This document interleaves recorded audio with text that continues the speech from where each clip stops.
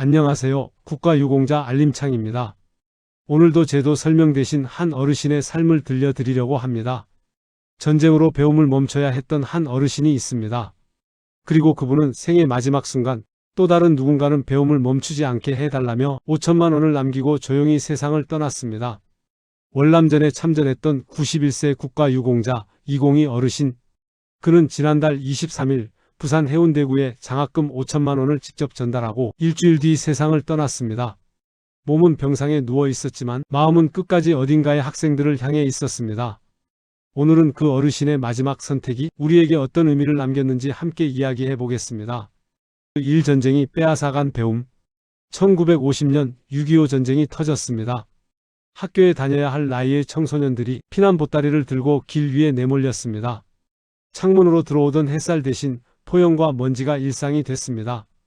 이공희 어르신 역시 그 시절을 살아낸 한 명이었습니다. 공부가 하고 싶었습니다. 더 배우고 싶었습니다. 하지만 시대도 집안 형편도 그것을 허락하지 않았습니다. 그 나이에 그가 배운 건 교과서가 아니라 생존이었습니다.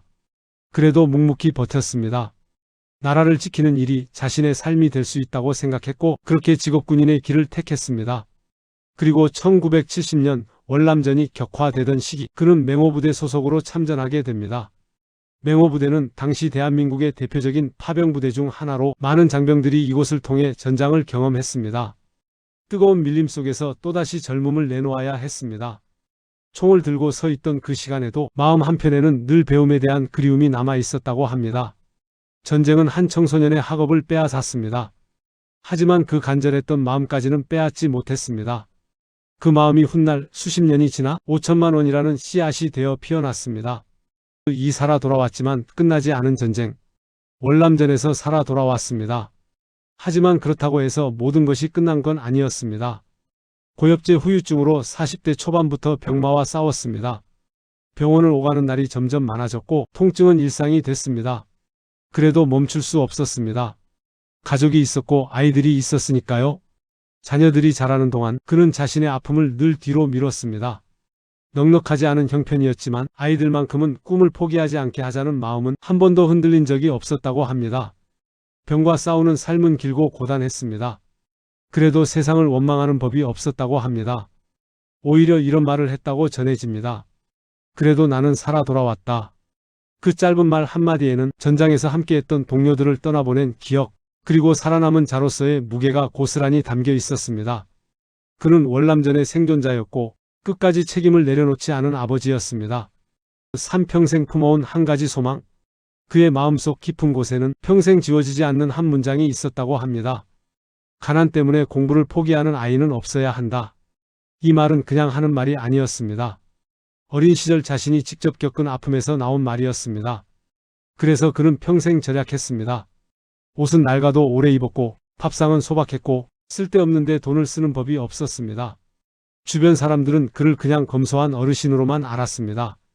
하지만 그 절약에는 뚜렷한 목적이 있었습니다. 오늘 아낀 돈 한 푼이 언젠가 어떤 아이의 학업을 이어가게 할 수 있다는 믿음. 하루하루 조금씩 수십 년 동안 조용히 모은 돈. 그는 그것을 누구에게도 자랑하지 않았습니다. 보여주기 위한 기부가 아니라 지켜야 할 약속이었기 때문입니다. 자신과의 약속, 그리고 배움을 잃었던 그 시절의 자신과의 약속이었습니다. 사병상에서도 멈추지 않은 결심. 간암 진단을 받고 병상에 눕게 됐습니다. 몸은 하루가 다르게 약해졌습니다. 가족들이 곁에서 말했습니다. 아버지, 이제 쉬셔도 됩니다. 그런데 어르신은 고개를 저으셨습니다. 지금이 아니면 못할 것 같다. 그는 직접 구청을 찾겠다고 했습니다. 가족들이 만류했지만 뜻을 꺾지 않았습니다. 결국 휠체어에 몸을 의지한 채 직접 장학금을 전달하러 나섰습니다. 그날 오랫동안 지쳐 보이던 얼굴에 생기가 돌았다고 합니다. 눈빛은 또렷했고 목소리는 분명했습니다. 평생의 소망을 이루었습니다. 행복합니다. 그 한마디에는 수십 년의 세월이 고스란히 녹아 있었습니다. 사람은 마지막 순간에 자신이 가장 소중하게 여긴 것을 선택한다고 합니다. 그 어르신은 남은 시간을 자신을 위해 쓰지 않았습니다. 아이들의 내일을 위해 썼습니다. 5천만 원, 그리고 100명의 아이들. 해운대구는 고인의 뜻을 받들어 5천만 원을 100명의 청소년에게 나눠 전달했습니다. 한 명 앞에 돌아가는 금액이 크지 않을 수 있습니다. 하지만 어떤 청소년에게는 그 돈이 학업을 이어갈 수 있는 작은 발판이 될 수 있습니다. 교복 한 벌을 살 수 있는 돈, 참고서 몇 권을 살 수 있는 돈, 아니면 학원비 한 달치가 될 수도 있습니다. 우리 어른들은 가끔 잊고 삽니다.